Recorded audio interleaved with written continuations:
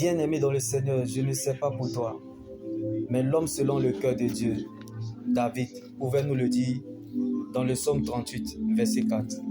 Il n'y a plus rien d'intact dans mon corps à cause de ta colère. Il n'y a plus rien de sain dans mes os à cause de mon péché.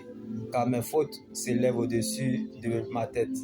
Pareil à un lourd fardeau, elles sont trop pesantes pour moi.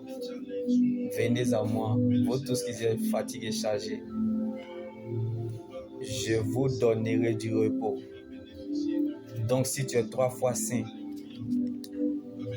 quitte la terre. Ne reste pas ici. Va au ciel. Car la terre n'appartient pas aux parfaits, comme David pouvait nous le dire, mais plutôt aux imparfaits. C'est pour cela que la Bible va nous dire que Jésus est venu pour les pécheurs et pour le salut de notre âme. Si tu savais que ceux qui passent la longueur de journée à te rappeler tes péchés ou à te montrer du doigt accusateur avaient eux-mêmes aussi de grands problèmes avec le péché. Toujours nous regardons les péchés des autres en public. Nous malmenons le regard des autres et non nous-mêmes notre propre regard.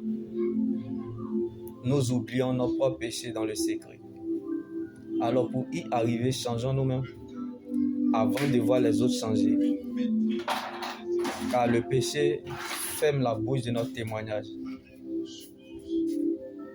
Le péché provoque parfois des combats inattendus que Dieu n'a pas prévus. Le péché nous rend mendiants aux yeux de Dieu. Mais laisse-moi t'annoncer cette bonne nouvelle en ce jour.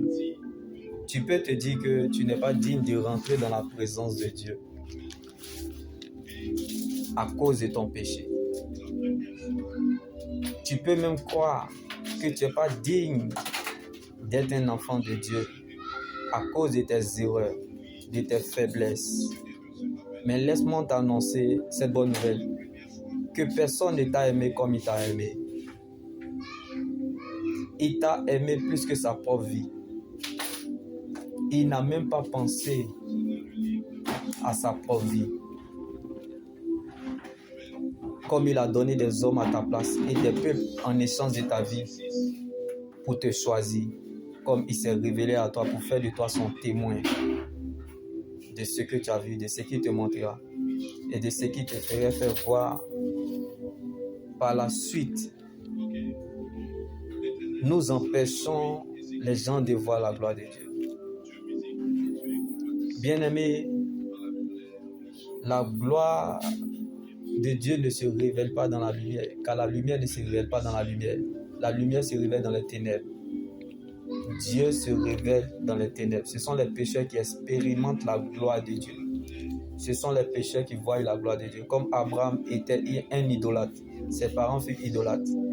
Mais il a fini le père de la foi et des nations.